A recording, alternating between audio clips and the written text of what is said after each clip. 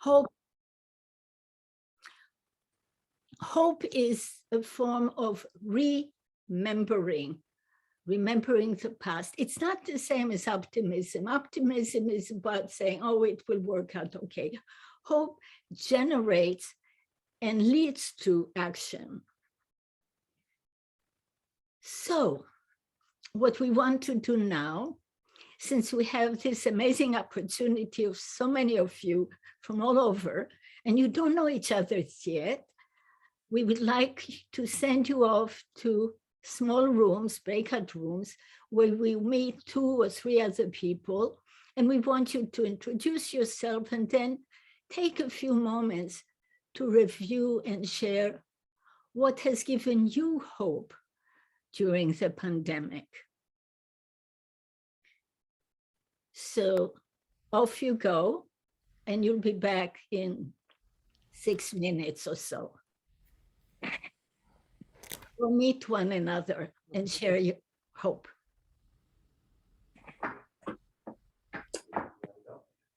It should say sending to a breakout room, I would think so. Hello? I'm trying to open the rooms, but they're not quite opening. Give me just a second. Sorry about that. Thank you, everybody. And I want to remind people, when you go, give everyone a chance to talk. If you are in a big synagogue group, you don't have to join. You can be your own breakout group. And of course, when you come back in 6-7 minutes, you'll be called back. Make sure to mute yourselves when you come back. Thank you. Sam? If for some reason the rooms aren't opening, I'm not sure why. All right. Okay, let's give it one more second to try.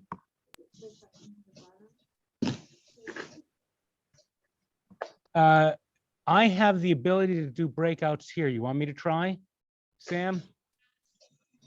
If not, we'll do something else. We'll take a few minutes for a few people. Go ahead and try from your end. I am not able to do it either.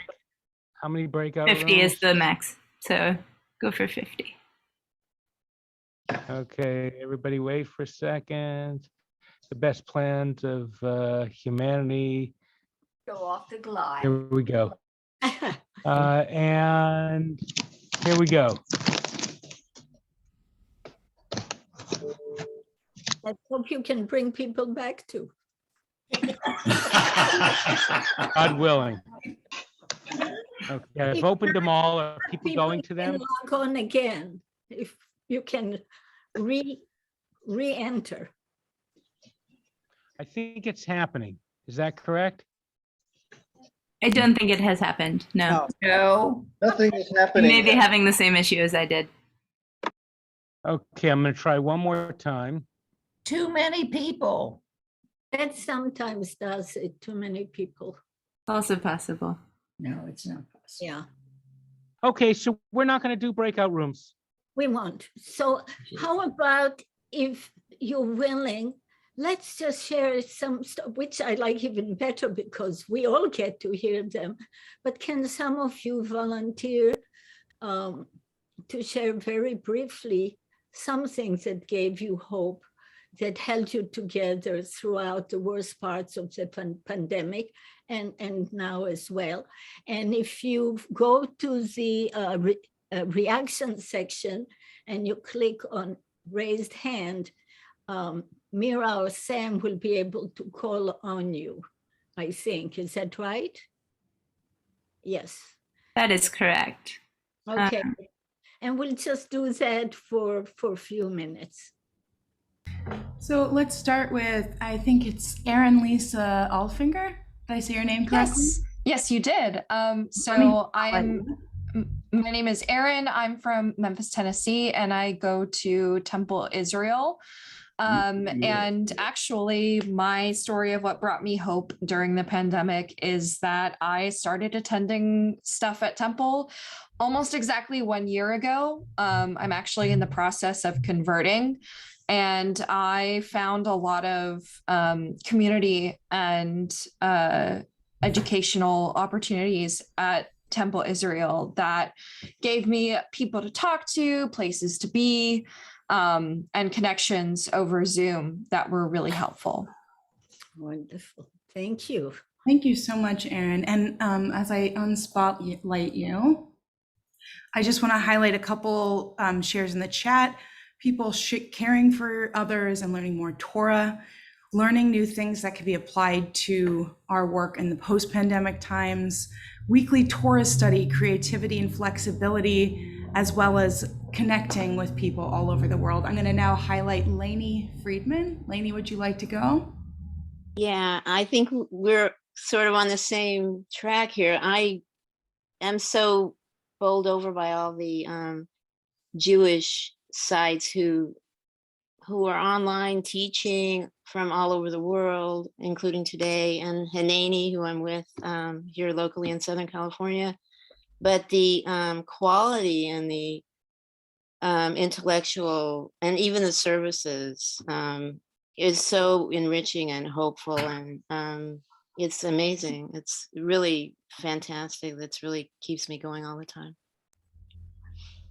Thank you so much, Lainey. That was beautiful. And a couple things as I unspotlight you came up in the chat as well, including art, music, poetry, friends, Zoom, new ways to create holy community, as well as human ingenuity and a love for science.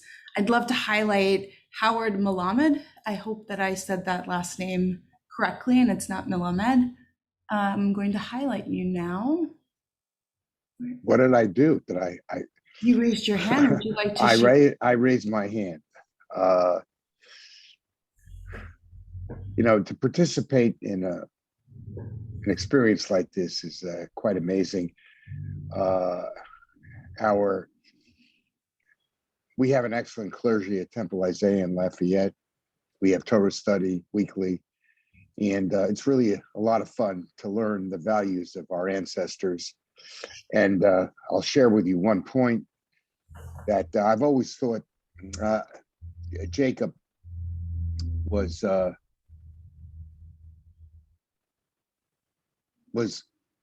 he favored Joseph, obviously, and it's something to learn not to do as a parent. That's a very important point, Howard. Thank you. Would you like to share anything else, or shall I pass it on? No, I'm finished. Thank you. Thank you very much. So I'm going to remove the spotlight and highlight nature walks, baking challah, art, and family. And grateful for a beautiful teaching. Torah has never been comforting while prayer with community and relationship with Hashem does. The pandemic has been a positive time for me, only through luck with my heart bruised by the sharp suffering of others. And I think we can all relate to that very poignant comment. Thank you so much. That was from Marla Zero. I'm going to highlight Dr. Eskenazi. Would you like me to highlight one or two more? One more. Okay. So I'm going to put Rabbi Linda forward. Hi, I'm coming to you from Davenport, Iowa. I'm sitting with congregants here. And our first thought was Zoom itself, the way it's allowed us to stay connected in all the ways that we need to be connected. We've had Shiva minions. I've had conversion Bate Din. We've had the weekly study and all of our services for so long only by Zoom. And it involved that we had to learn so many new skills that we didn't know we possibly could have. And just that learning and growing, but finding that connection, that's what's kept us going all this time. And oh, Dr. Eskenazi, it's a delight to see you. Good to see you after all these years, doing such great works. Thank you. Thank you so much, Rabbi Linda. That was a beautiful share. And now I'm going to pass the spotlight strictly to Dr. Eskenazi to continue a teaching. It's just thrilling and inspiring to hear stories of what kept us together and to see how the pandemic also became opportunities, as we just heard, to do things we weren't able to do. And we are learning to do it. So like Joseph, we are beginning to find ways to draw goodness and healing from our trauma, but we still have a way to go. So let's go back to the timeline of what our people did when they were first hit by trauma. It's only after trust and hope were rekindled that it became possible to assess the reasons for the defeat and the loss.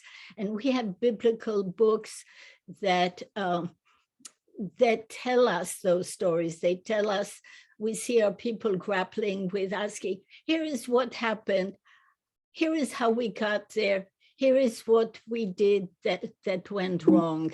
And then they try to do something about that. My screen is showing all kinds of things now. Is that true for everybody? Yeah, thank you.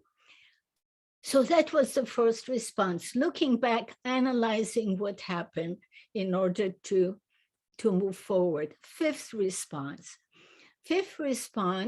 is constructing a plan, coming up with a blueprint. And the Torah that we have is such a blueprint. It's a collection of stories and laws that are intending to have us live as a society in a new fashion, in a new way, not simply the old way, but have new guidelines for how we should live. And the slide, can we get the rest of it? Yes. So we have in our Torah books like Deuteronomy that insist on justice and mutual responsibility. Well, the whole Torah insists on that. We have passages in Leviticus that introduce laws that make sure that no family will slide into irreversible poverty. That's already in our Torah. Later on, we have examples of canceling debts and mortgages for poor farmers. So the economics, the social, and the religious are all intertwined to guide us into creating a society that's not what it used to be, but something new, something we learned, our ancestors learned from their own crisis. Sixth response. Dr. Eskenazi, give me 1 second. I have my whole desktop shared, and I'd like to have just PowerPoint shared right now so I can help our community as well. So okay. Here we go. And here's our sixth response. Thank you. Okay, magic. To me, all of this is magic. The sixth response is putting it into action. Putting into action a world in which we reclaim the stories that we learn from tradition, educating, we have it in Deuteronomy, we will watch it in the book of Nehemiah, and to refashioning social, economic, and religious categories. Next slide. They don't try to restore the past. They start doing something new. And the very first thing that they do, according to the Bible, is they undertook to rebuild the temple. The rebuilding is what brought them together. That was also how they began to take charge of their shared destiny. But they also were reconnecting with one another and rebuilding a community towards the shared vision. The temple was their temple. Now, all of you know that there probably was nothing new about building temples in the ancient world. After all, Solomon built a temple earlier. But that is the point. The old temple was Solomon's temple. Temples in the ancient world were typically built by kings. Of course, the people did all the work, but the credit went to the kings. In this moment of reconstruction, our people build the temple themselves. They organize it. They recruit funds. They appoint supervisor. They hired personnel. It is their temple. That is something entirely new. building their own institution. They together committed themselves to the project, just as we do when we build our synagogue and our seminary. And then they build and rebuild the community and the community identity, then the city, and then comes the moment that brings us to today. They gathered together around the blueprint, the manuscript, the text that gave shape to their lives and that keeps giving shape to our own lives. The pinnacle of the event was gathering around the Torah in 444 BCE. The people assembled. They asked Ezra to bring the Torah. Rabbi Kipnis, can I have you read this for us? Can you unmute and read?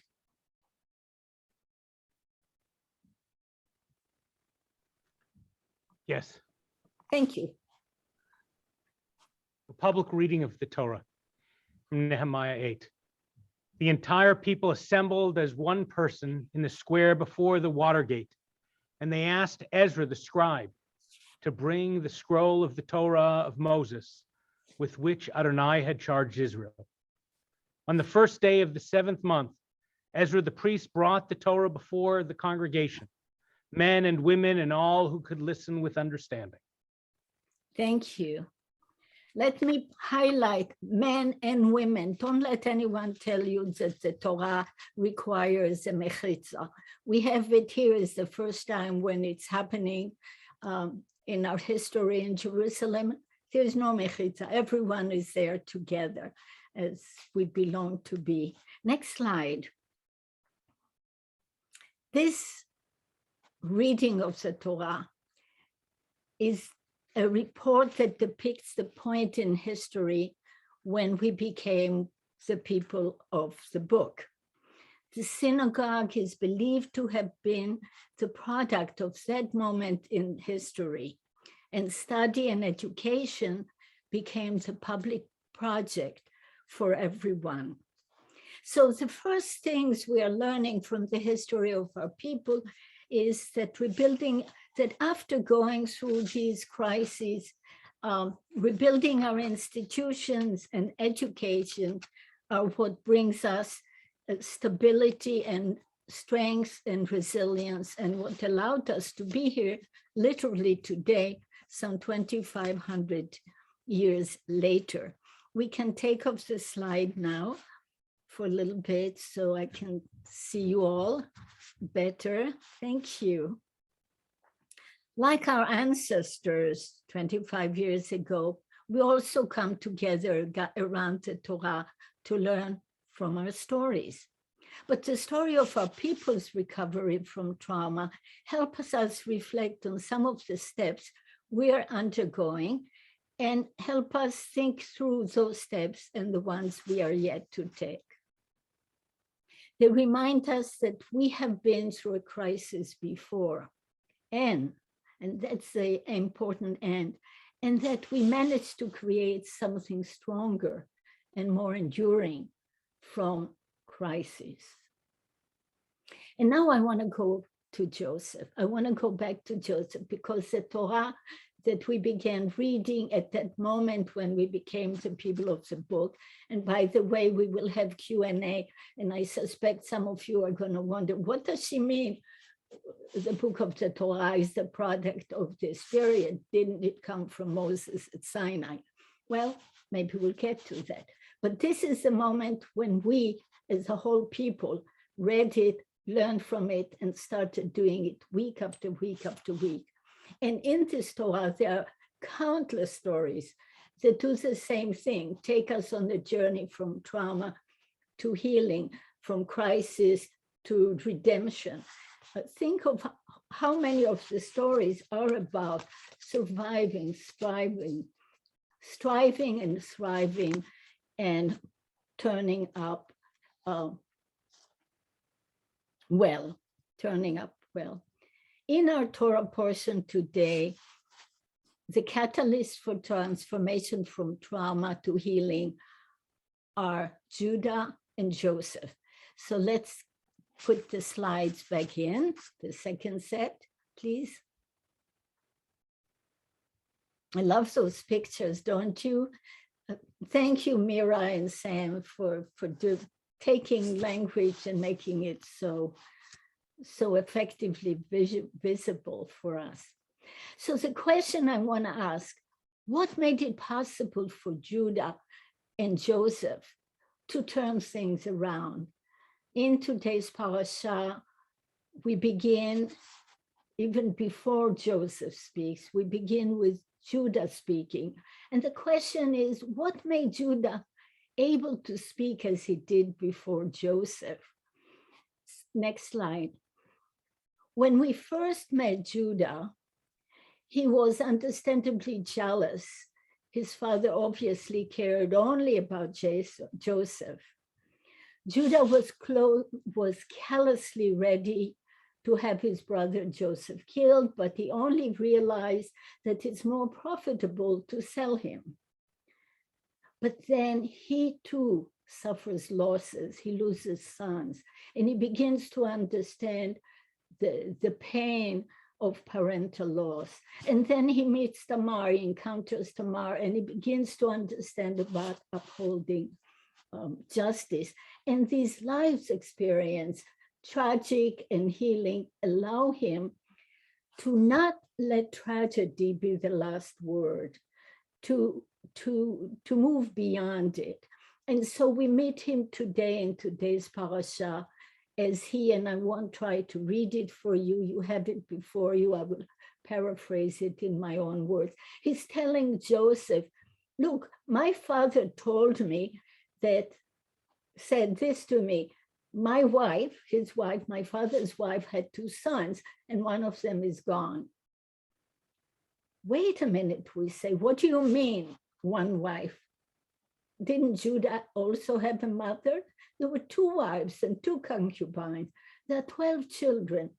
But Judah is able to understand that his father is his father. He accepts his father's limitations. And he so painfully rehearses the whole drama and the whole trauma of this family. And he then says and acknowledges, now, if you take this one from me, says his father, and he meets with disaster, you will send my white hair down to Sheol in sorrow.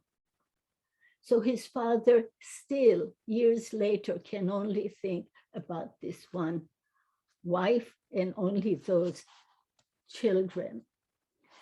Now, if I come to my servant, my father, and the boy is not with us, since his own life is so bound up with his, when he sees that the boy is not with us, he will die. Judah has matured, he's grown up.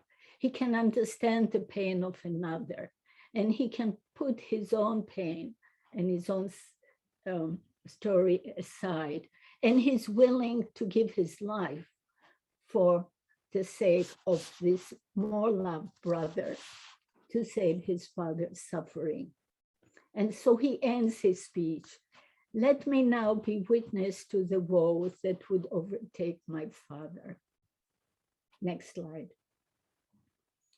And it is at that point that we read what we read today. Joseph could no longer control himself.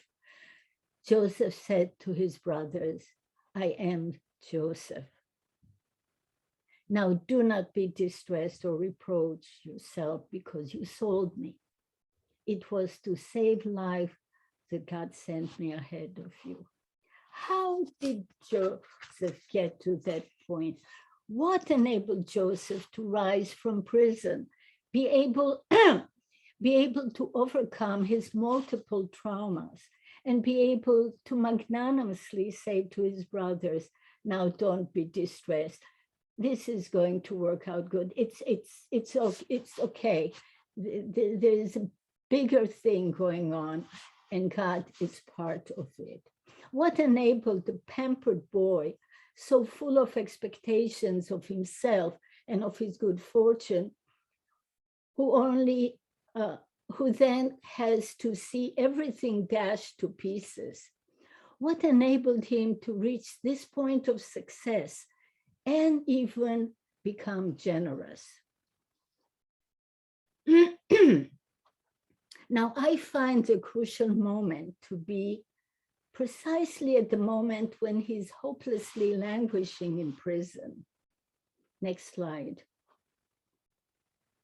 In the previous parasha, there are two other people in prison, and they have dreams, and their dreams trouble them. And we read that Joseph saw that they were troubled. So when Joseph came to them in the morning, he saw that they were distraught. He asked them, Pharaoh's courtiers, "Why are your faces downcast today?" And they said, "We had dreams, and there's no one to interpret them." So Joseph said to them, "Surely God can interpret. Tell me your dreams." At this point, Joseph the dreamer is not talking about his dreams anymore, but he's listening and honoring other people's dreams. He sees their faces. He notices their sorrow, and he responds to other people's dreams. He begins to understand that others have also dreams that matter. And I suggest that this was a turning point that enabled him to begin the journey that led him to greater awareness of being part of a larger story beyond his, and to connect his story with these stories of other people and other dreams. Next slide. Next slide. When seeing their face, Joseph illustrates what the philosopher Emmanuel Levinas calls the ethical moment, which opens up to the other. Next slide, please. Levinas was a Jewish Lithuanian French philosopher who was during the war in prison, but developed this transforming philosophy about the face of the other. And some of his language is here before us. The face opens the primordial discourse, whose first word is obligation. For Levinas' philosophy,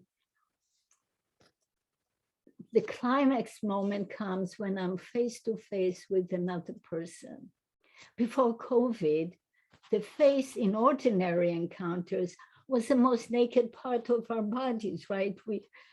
Everything else normally on the street was covered, but we met each other face to face, panim al panim. And that was the most exposed part. And it is again now, thanks to Zoom, an opportunity for us to really see our faces, panim al panim, face to face. For Levinas, seeing the face of the other, seeing the nakedness of the face, was what most exposed one another to vulnerability. The infinite gleams in the face of the other. We learn about the other from the nudity and the defenselessness of the face, which opens a connection to something far greater than our own lives. Let me have Robert Gibbs help us unpack some of Levinas' language. Next slide, please. Robert Gibbs is one of the major Levinas scholars, and he puts it in less abstract terms, but tries to understand how it works. And he points out, when a person meets me, and I would say when I really meet a person, the isolated self has been interrupted by the other person, the intentionality of someone else calls us forward. And so I find myself not the center, not the ruler of my life. The me that is bound to this other cannot take responsibility. Very importantly, I am I because I am responsible for others. Joseph's transformation begins in prison when he begins to connect with the face of the other. And when he begins to understand that others have dreams, and he brings those dreams, helps bring those dreams to fruition. So when in today's parasha, he's able to say to his brothers, now do not be distressed because you sold me. It was to save life. Here Joseph is reframing his situation and that of his brothers. And he's helping them to do the same, weaving all of them into a larger tapestry. He's able to see more than his own fate or theirs and helps them do the same thing. And it is at this point that his dreams reach their fulfillment. So let me bring this part of my talk to some kind of a conclusion before we open it up to a larger conversation. With this moment in today's parasha, Joseph reminds us, all of us, that there is a larger story and that all of us are part of that larger story.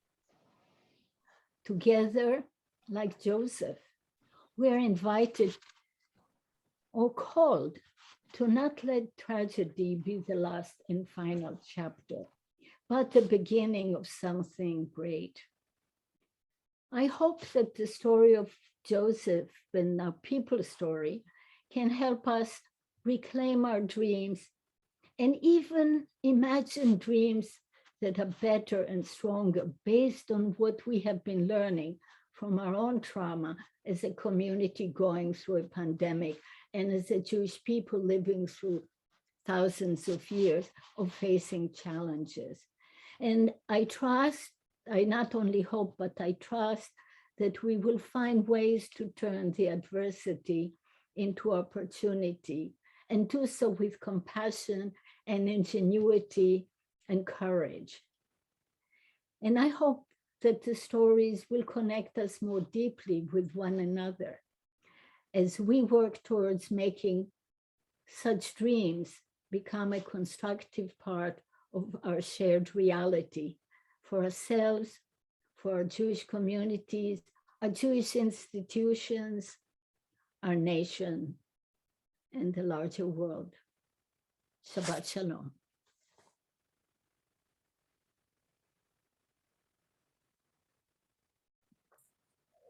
Thank you so much, Dr. Eskenazi. And I want to invite all of the people present right now to share any questions you might have. You can enter your questions into the chat or use the raise hand function. We won't be able to get to everyone's question. I'll try to pick those that I think are most fruitful and represent a diversity of opinion from our community. So if you just give us all a quick second of wait time to think of our questions, we will move forward, Dr. Eskenazi, in just a second. Okay, and at some point before we end, I'd like to get back to the first slides, to the end of the first slide thing, to slide 16 or 17, if we have time to bring us back to a moment, if there's time. Okay. I guess we will begin then with, I need to, the first hands I see now include Rabbi Jill Zimmerman. I'm going to highlight you first, Rabbi Zimmerman. Hello, Jill. Hi, Dr. Eskenazi. I have tears in my eyes from the joy of seeing you and learning from you. So my question is, you laid out so beautifully the responses to the trauma of really the fall of the first temple. So I wondered if you think that those were the same responses to the fall of the second temple that was not rebuilt. I definitely think so, because you see, Judaism, what we call Judaism, really takes a radical change and turn in response to the fall of the first temple, when we pretty much reinvent ourselves as the people of the book, but we still have a state. We still have a community that lives in an organized, in shared space, primarily in what became the province of Judah. So there is still a superstructure and an infrastructure of the quote nation state. And with the fall of the second temple, the same process goes. There is a lament, and we have rabbinic stories of the rabbis going by the temple, seeing the ruins and saying, how can we survive now? Where can we bring sacrifices? And Rabbi, one of the stories, Rabbi Yochanan ben Zakkai says, well, we still have other ways of living. And the whole rabbinic tradition evolved to reinvent us as a people, but it goes through this process of lamenting and finding comfort. So lamenting is important. We tend to kind of try to, we're Americans, we want to move quickly to resolution, and the tradition from the Tanakh and our history honors the need to lament, to name our losses. In the book of Lamentation, Eicha, the poets rehearse sorrow from A to Z. Every pasuk starts of 4 chapters begins with the next letter of the Aleph Bet. Aleph, this is what we suffer. This, look what happened to us. We're broken, we're lost. How can we survive? We have to go, as you know very well, we have to go through the process. And then we need to be heard. And in being heard, we begin to find and give comfort. So the rabbis, after the fall of the second temple, do the same process. I think these are stages of grief for individual as well as communal. But it's so clear how it happened in our tradition. And by the way, the things you planted on my roof 20 years ago are thriving and continue to blossom. And I know everything you do continues to help people blossom in your work. Tamara, love you so much. Thank you. It's good seeing you. Good seeing you too. All right. It looks like we have another question from Orami, so I'll spotlight Orami. And we'll hear from you. Rabbi Paul, would you unmute, please? Thank you. Hang on. Right. Look at me. Go. Say your name. This is Don Mahenis. Thank you for your beautiful teaching. Jill, it's so nice to see you on the screen. I have a question. When you put up on the slide, when it said, when Joseph said, God will interpret, tell me your dream. I'm just curious, it's almost presumptuous. Why didn't it say, God will interpret, tell him your dream? Does that make sense, my question? That's a wonderful question. And also thank you so much for the beautiful reading of the Torah. It was just a true blessing. That's a really good question. Here is how I would think about that. We see 3 things happening there. First, Joseph sees the face of the other, and all that Levinas says about what that means comes into this moment. that he's not just looking inside in his own story and his own life. He sees the face of other people, in this case, suffering people. Second, he understands the place of God in life and the world. And so he does not presume to be the one who interprets dreams. He understands God to be in charge. So there is a connection.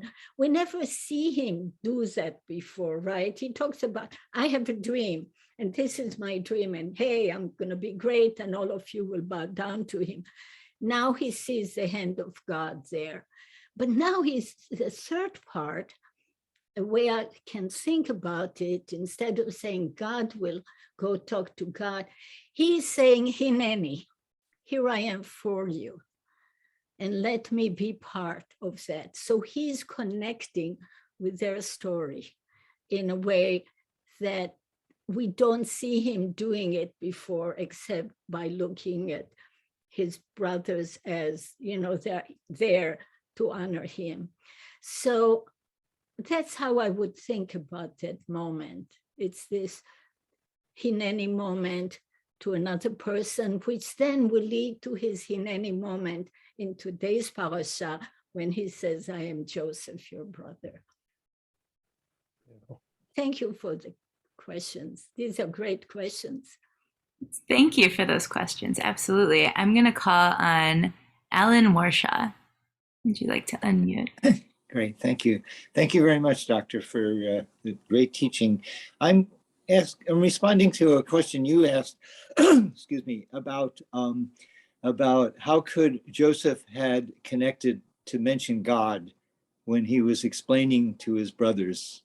And I wanted to connect it and ask you if it connects with the concept of hope, because you started your teaching about hope. And so where I'm going is that when I experience hope, I have an opportunity, thanks to you and Joseph, to have a connection that hope is a way of experiencing God. Does that seem like a reasonable connection between those? Absolutely. And it's such a blessing to be able to experience God. It's not something that in today's world we take for granted. And it wasn't always something that our people, even in the biblical period, took for granted. So to be able to have that sense of hope that's connected, again, the word tikva is a rope, is a wonderful Jewish Hebrew contribution to the whole notion. Hope is not just a dream with no connection. It's connected, it grows out of something, and it grows towards something. And their relation with God is very much part of the Joseph story. And Levinas doesn't use the word God, but when he talks about opening up to the infinity, or seeing infinity in the face of the other, he's talking about seeing God in the face of the other, being connected. So yes, that is very much part of that. And being able to see beyond one's own life, not to put one's life aside, but to integrate it into the larger story, to have the broader perspective, so that one can begin to take difficult experiences and weave them into something and draw from them something that's healing and constructive, that can help others, as Joseph is now helping others interpret their dreams, or helping his brothers and the world survive. Thank you. Thank you. Thank you very much. We do have one question from the chat that one second, I am removing the spotlight. We have one question from the chat from Rabbi Resnick, which our team found quite interesting. She asks, how do we move our community from grief and lament to recreation and innovation? Yes, it's not easy.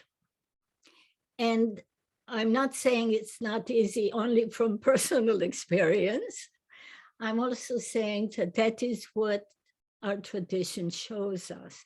And we see it in the book of Isaiah.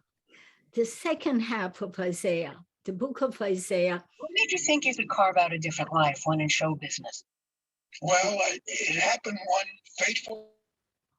The book of Isaiah combines messages from different periods, before crisis, during crisis, after crisis.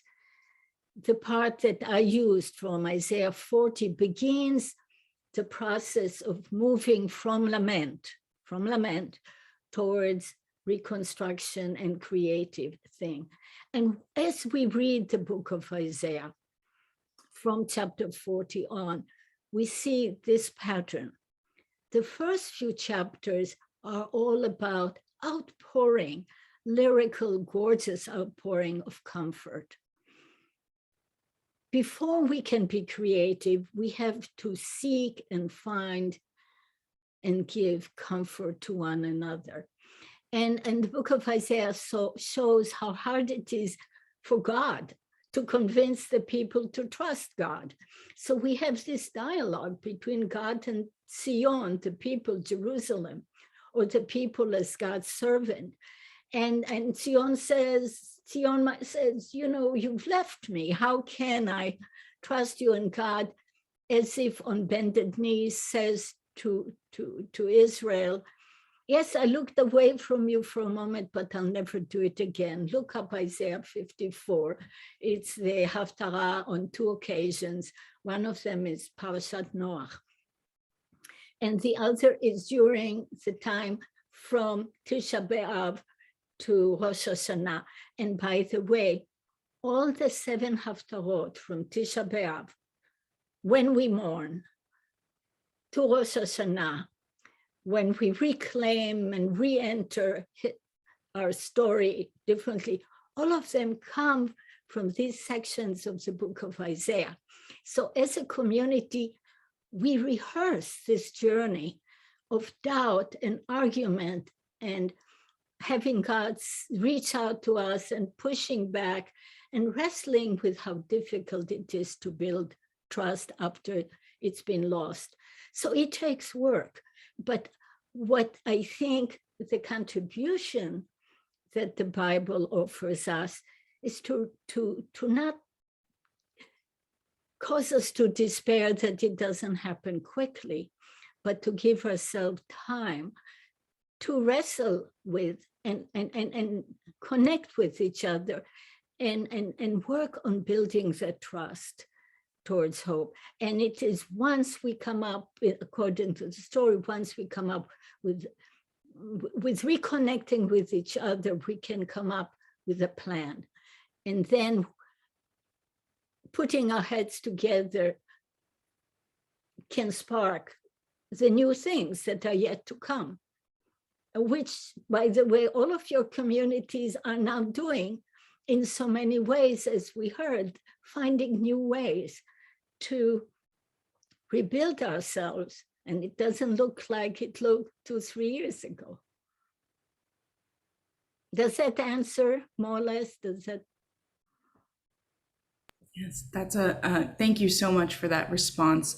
We want to invite Rabbi Julie Adler now, who's had her hand raised. I'm going to spotlight her now as one of our final questions. Hi. Oh, Julie.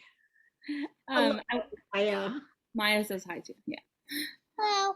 Maya. My question, I know how much you love Ezra and Nehemiah, and I'm curious how you think Ezra and Nehemiah could inform us now in our world. Well, we're not going to need that slide after all, because Rabbi Pelk Adler just gave me the chance to share something I was dying to share and was afraid to take too much time. So this was not scripted, but thank you.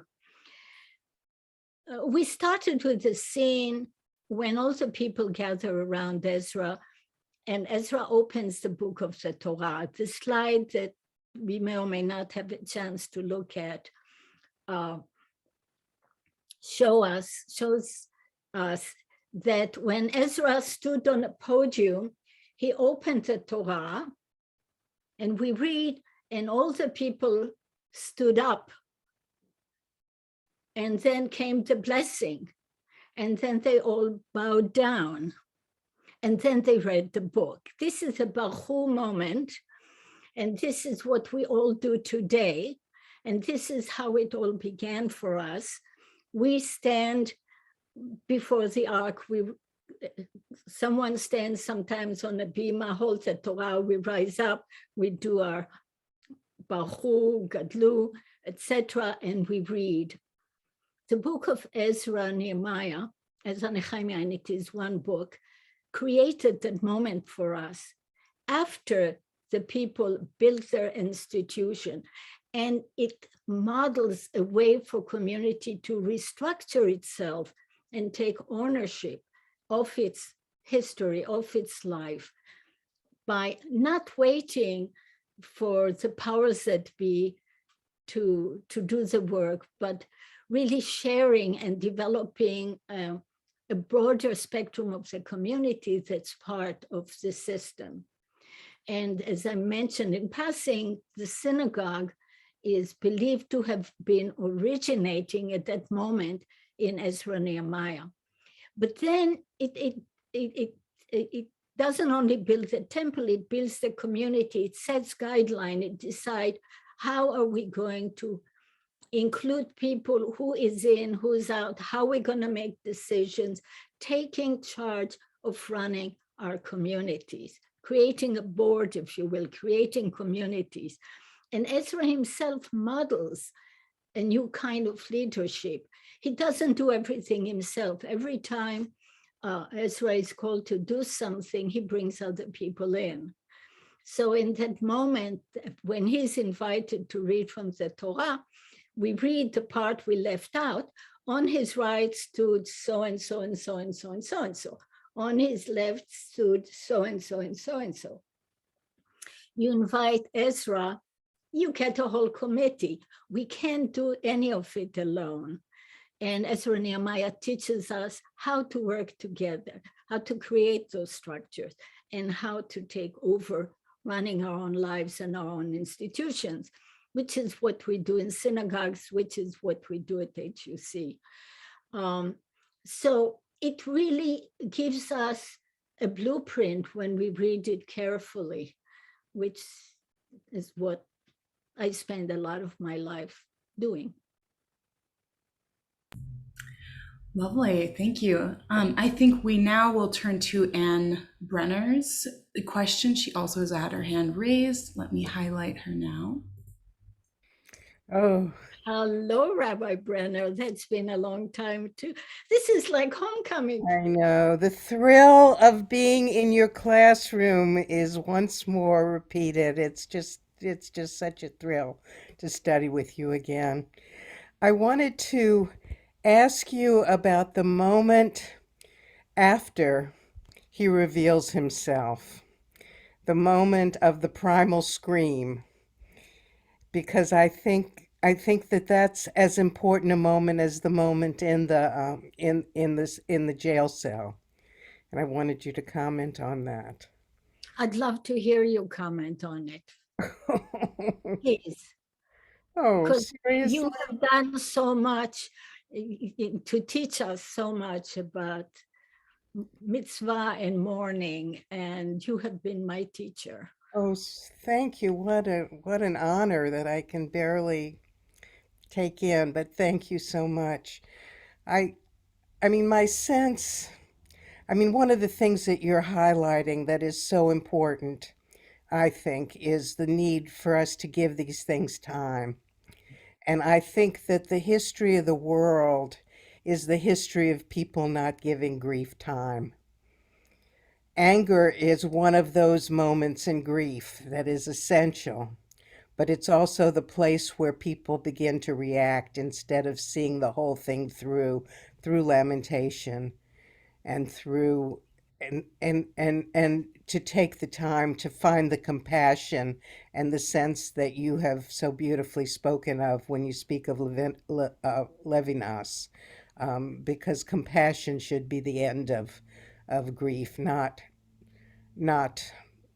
anger.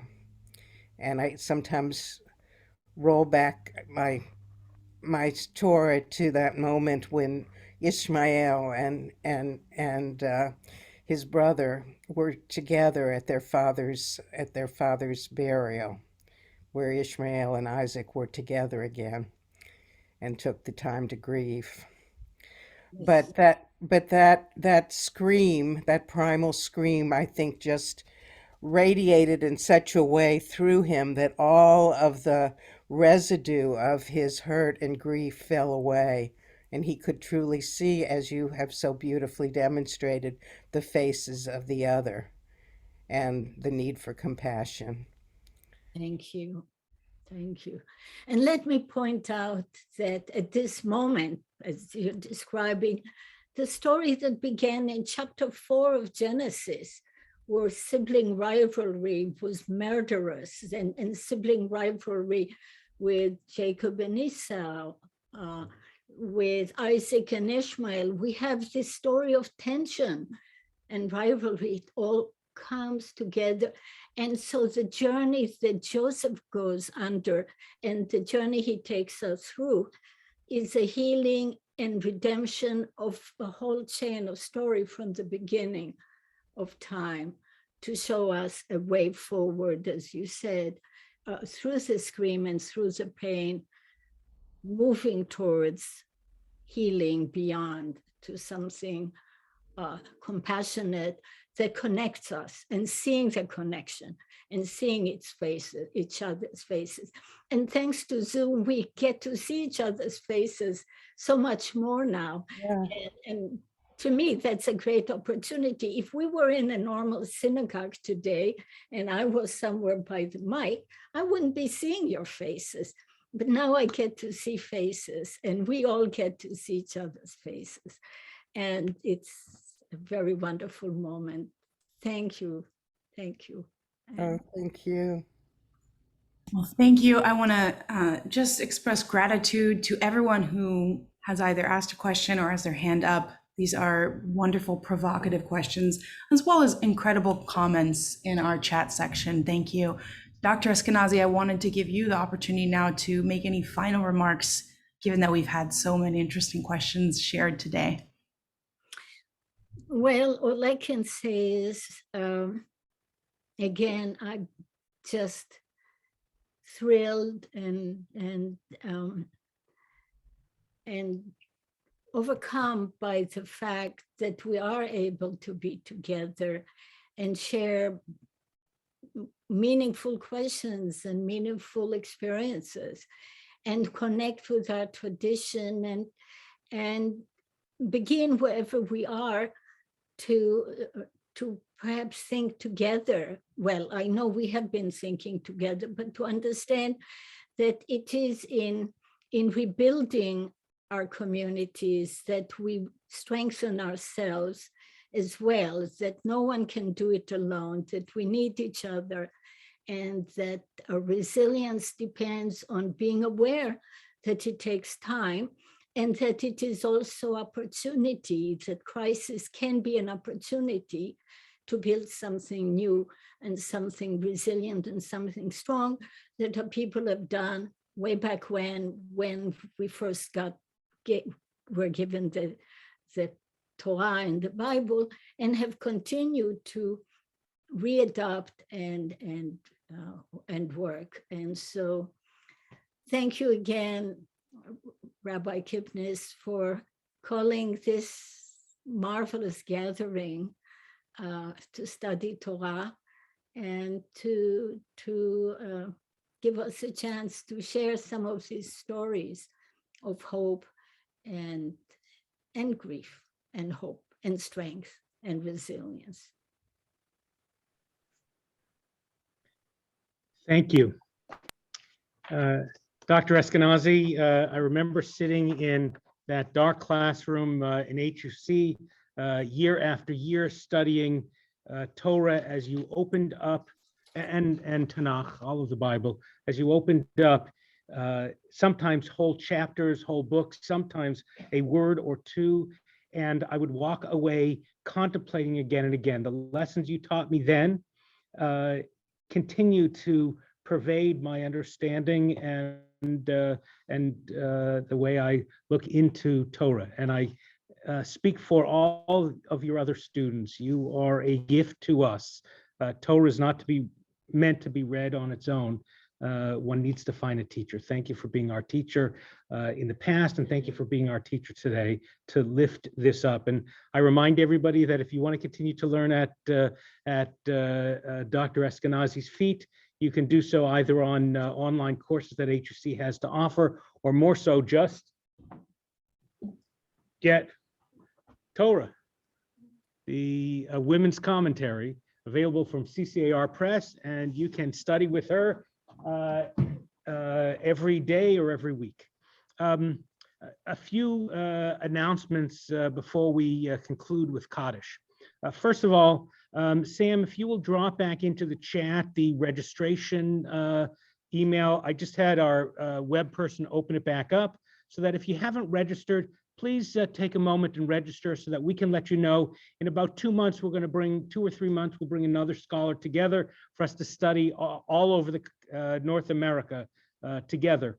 By the way, it looks like we had over 300 participants, not just in the screens, but there were multiple screens, and our colleagues have been letting us know how many people are in person with them.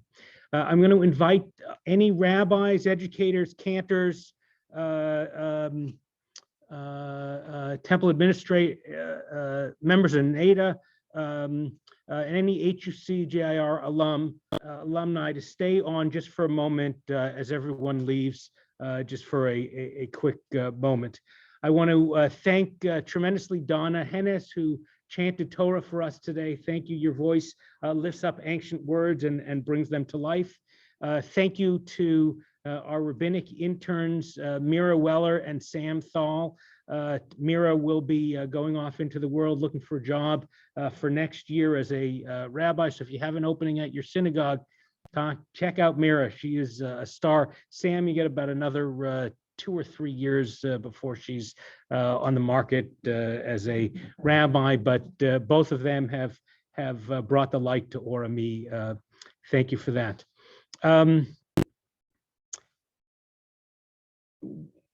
We're together, we're in Torah, it's Shabbos, and when Jews get together, we say numerous prayers, but particularly on Shabbat, we take a moment to say Kaddish. I know some of you here are remembering your loved ones during this time of Kaddish. For those who have the Mishkan Tefillah, our movement's prayer book, Kaddish is on page 294. We'll also put the words up. Thank you, Sam. It looks like, there it is. So if it's your custom, if you're able, we invite you to please rise as together we say, Yitgadal v'yitgadash shemei Rabba be'alma divrach hirutei v'yamlich malchutei b'chayechon u'v'yomechon u'v'chayei dechol beit Yisrael ba'galal v'zman kariv v'imru amen. Yehesh mei Rabba mevarach leolam ulomei amaya.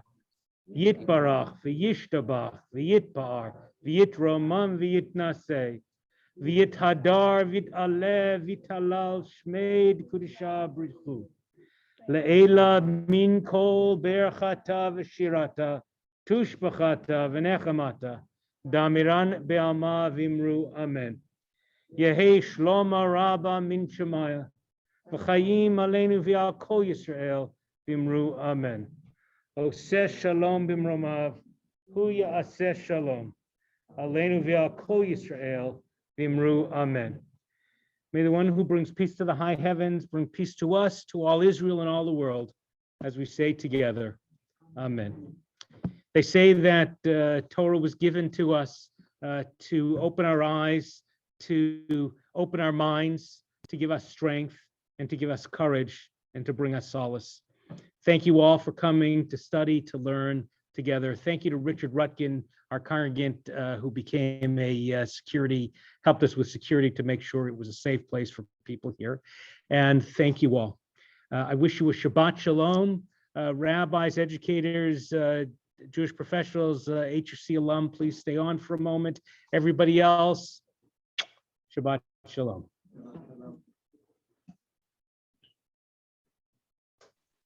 Shabbat Shalom. Thank you. Let's see if I can do Shabbat. this.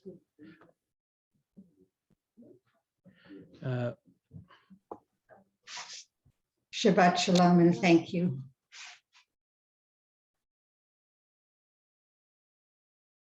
Shabbat Shalom, Rabbi Eskenazi. You were very inspirational today.